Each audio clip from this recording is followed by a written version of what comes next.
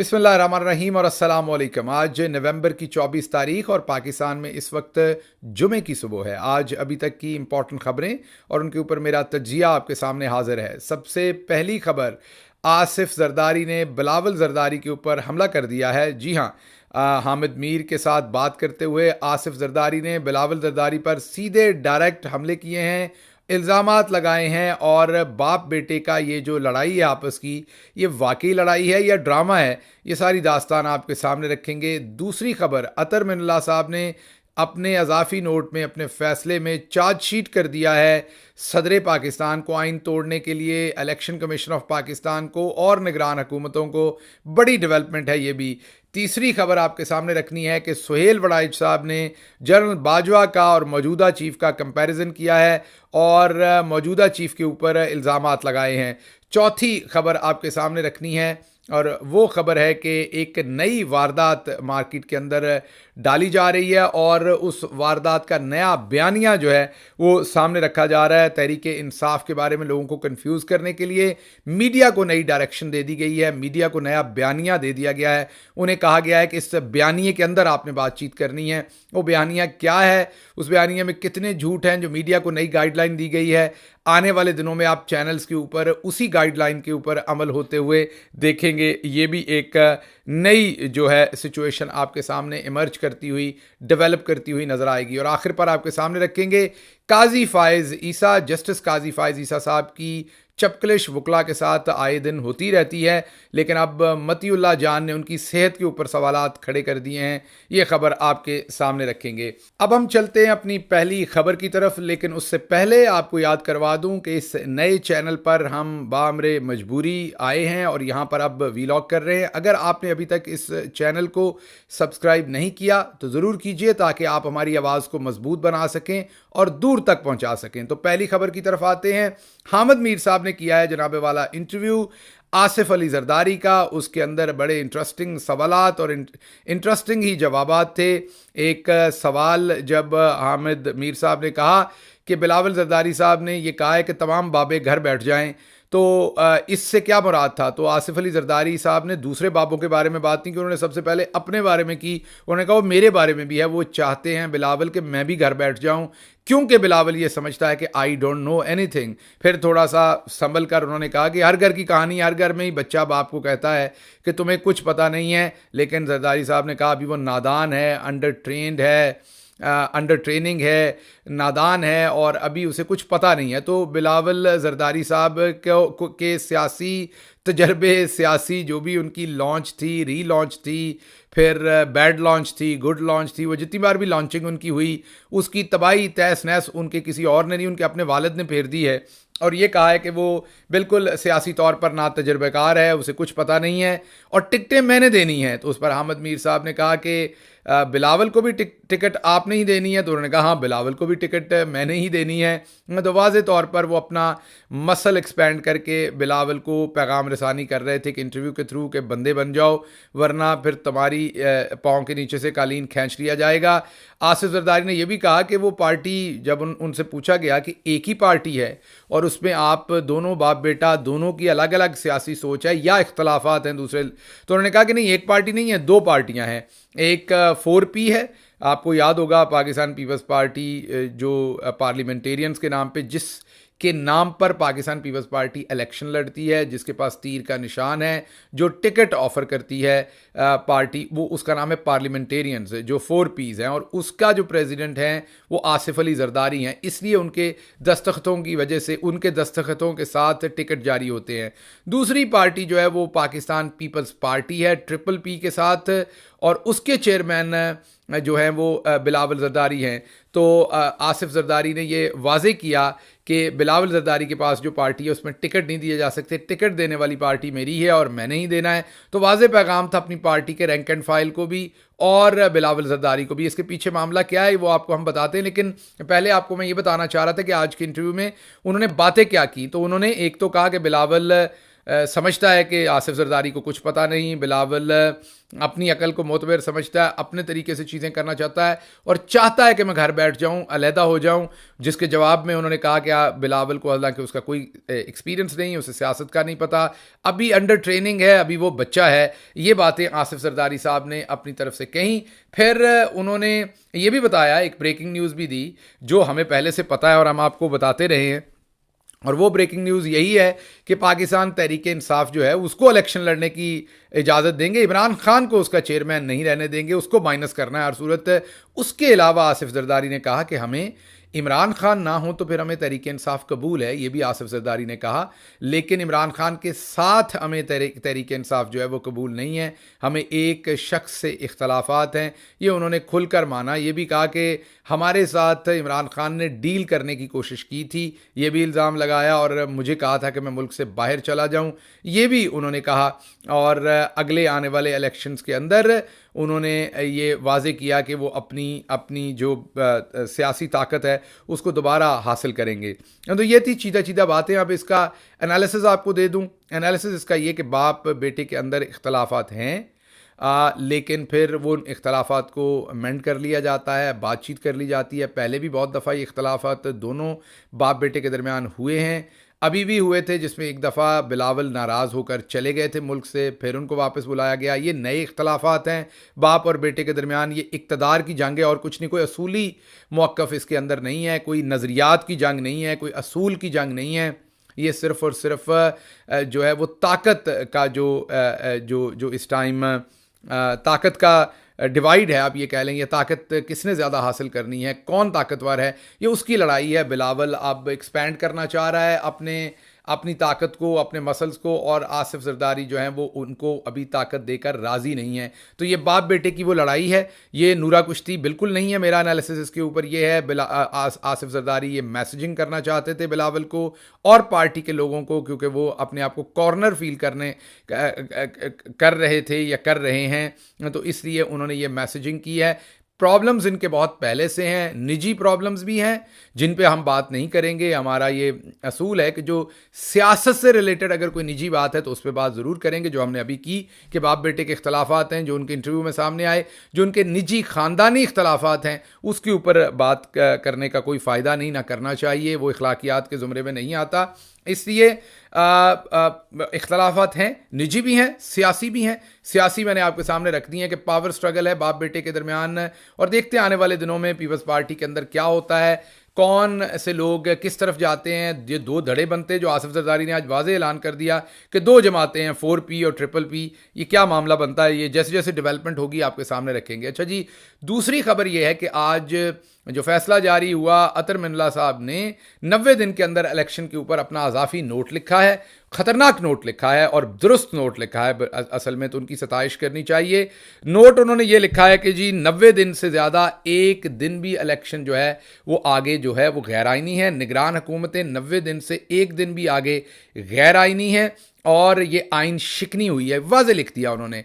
आज के फैसले में असल में उन्होंने सदर पाकिस्तान को चार्जशीट कर दिया है, इलेक्शन कमीशन ऑफ पाकिस्तान को चार्जशीट कर दिया है, निगरान हुकूमतों को चार्जशीट कर दिया है।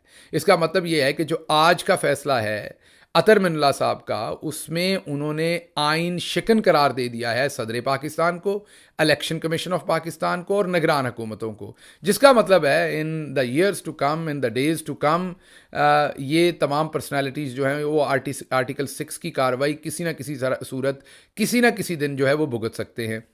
आप कहेंगे ऐसा नहीं होता जनाब, ऐसा कब होना, पाकिस्तान में नहीं हुआ। देखिए, दुरुस्त है नहीं हुआ, लेकिन पहली दफ़ा कभी कभी कुछ तो होता है। किसी हद तक तो काम हो चुका। अगर असगर खान केस आप देखें तो वो पाकिस्तान में पहली दफ़ा कि सुप्रीम कोर्ट के लेवल के ऊपर किसी इलेक्शन के बारे में इतना वाज़े तौर पर एक फ़ैसला आया कि उसमें पैसा चला, नवाज शरीफ को जिताने के लिए इलेक्शंस को मनूवर किया गया, मैनेज किया गया और वो डॉक्यूमेंट हो गया हुआ है और कोर्ट उस पर फैसला दे चुकी हुई है। आपका अगला सवाल होगा, इम्प्लीमेंट तो नहीं हुआ?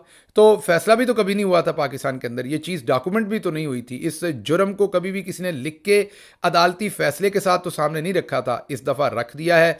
आइंदा आप देखेंगे कि अब किसी दिन फैसले पे इम्प्लीमेंट भी हो जाएगा। और आज जो अतर मिनल्ला साहब ने ये लिखा है, ये आप उम्मीद रखिए किसी ना किसी दिन ये इम्प्लीमेंट भी होगा और ये लोग कटहरे में भी खड़े होंगे। तो ये बहुत ही एक अहम संग मील तय हुआ है। इस अजाफी नोट से सताइश करनी चाहिए। आल्दो के मैंने तनकीद की थी, अभी भी करता हूँ, जिस तरीके से कवर दिया गया था अदालती इस 90 दिन के इलेक्शन को, इसी बेंच ने नहीं देना चाहिए था, उसी टाइम सजाएं फिक्स होनी चाहिए थी। लेकिन बहरहाल अजाफी नोट भी आने वाले वक्त में हेल्प करेगा। अच्छा जी, अगली खबर, सुहेल वड़ाइच साहब ने एक इंटरव्यू दिया है जिसमें उन्होंने मौजूदा चीफ के ऊपर ये इल्ज़ाम लगाया है कि ये तमाम जो क्रैकडाउन और सब कुछ हुआ है ये मौजूदा चीफ जो है वो पीटीआई के खिलाफ कर रहे हैं, और जब तक जनरल बाजवा चीफ थे तब तक पीटीआई के साथ कुछ नहीं ऐसा हुआ, उनकी जमात के खिलाफ कोई कार्रवाई नहीं हुई, जमात पर ऐसी कोई पाबंदी नहीं लगी। ये सब कुछ मौजूदा चीफ के आने के ऊपर हुआ है। ये हम नहीं कह रहे, ये सुहेल वड़ाइच कह रहे हैं, संगीन इल्ज़ामात लगा रहे हैं।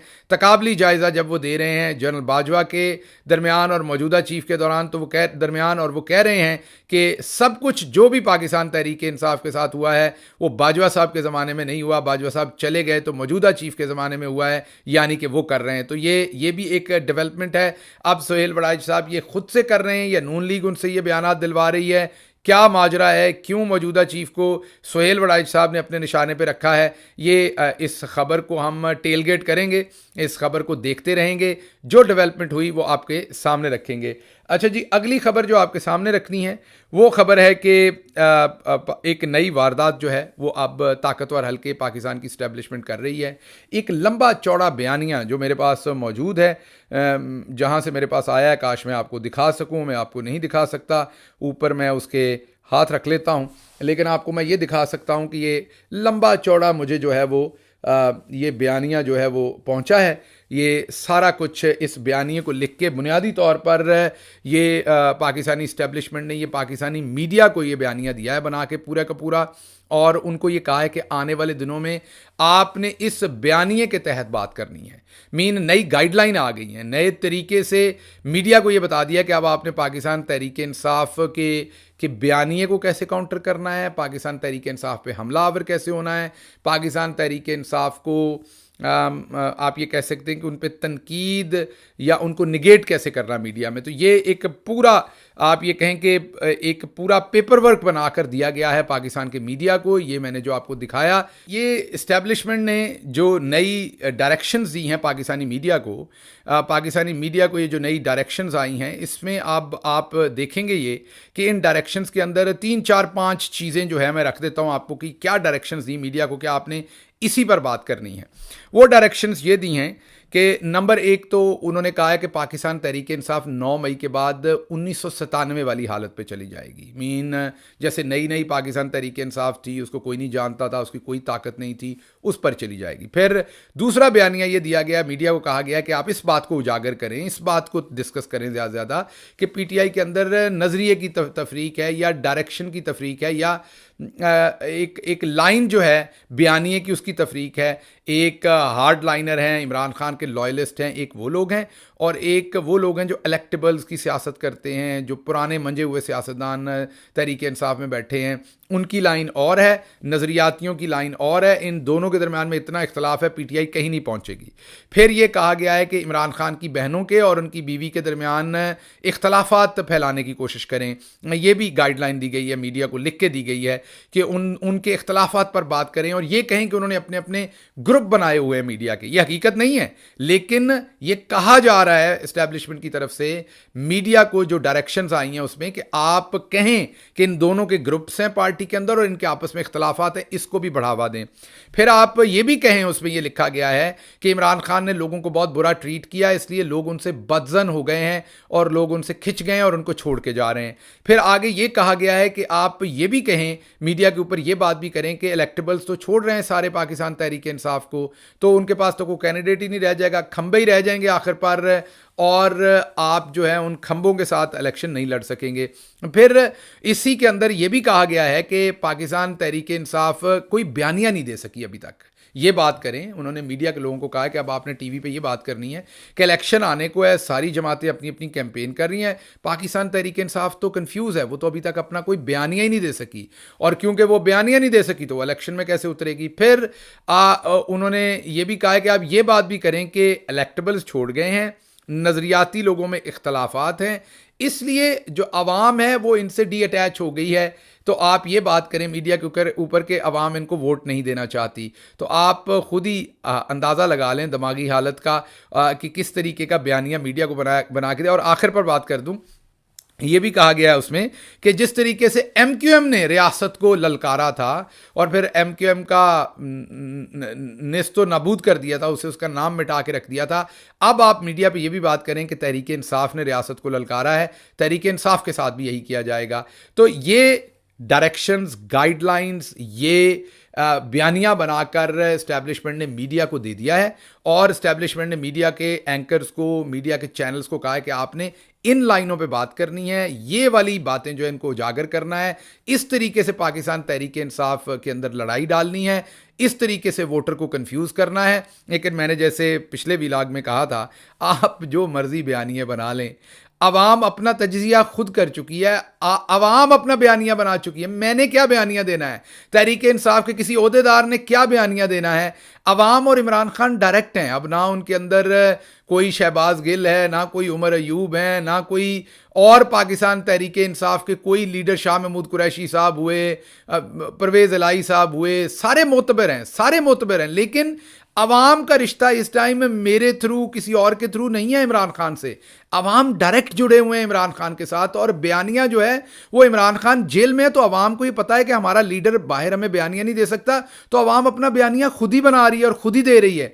इसलिए मैं आपको ये बड़ी बात वाजे कर दूं, ये बात आपको समझ आए कि आप इस तरह के जितने मर्जी बयानिए, जितनी मर्जी डायरेक्शंस दें, इनका बनना कुछ नहीं। अच्छा जी, आखिरी खबर आपके सामने रखते हैं, वो है काजी फायज ईसा साहब की चपकलिश वकीलों के साथ पहले भी हुई है, आज दोबारा असलम भट्ट साहब के, जो असलम भट्ट साहब नामी वकील जो बैरिया टाउन की तरफ से मलिक रियाज साहब की तरफ से थे, उनके साथ चपकलिश हुई है। और वकील साहब ने काजी साहब को कहा है कि आप मेरे पर चिल्लाएं नहीं, मुझे डांटे नहीं, मुझे पसंद नहीं है कोई मेरे साथ ऊंची आवाज़ में बात करे, मैं एहतराम से बात कर रहा हूं, आप भी कीजिए, और अगर आपने चिल्लाना है तो मैं बात करना बंद कर देता हूं। जिस पर काजी साहब ने कहा कि आप बिल्कुल बात करना बंद कर दें, हम भी आपके यहाँ से कोई आपकी मिन्नत नहीं करेंगे कि आप ज़रूर बात करें। वो ज़माने गए जब ब्लैकमेलिंग होती थी, आपने बात करनी है तो करें वरना हम नहीं सुनेंगे। बहरहाल चपकलिश हुई, जुमले एक दूसरे के साथ जो है वो एक्सचेंज हुए, चपकलिश हुई। तो मतीउल्लाह जान साहब ने इसके ऊपर तबसरा किया है और मैं तो जान किया मान पाऊँ वो बात नहीं कर सकता,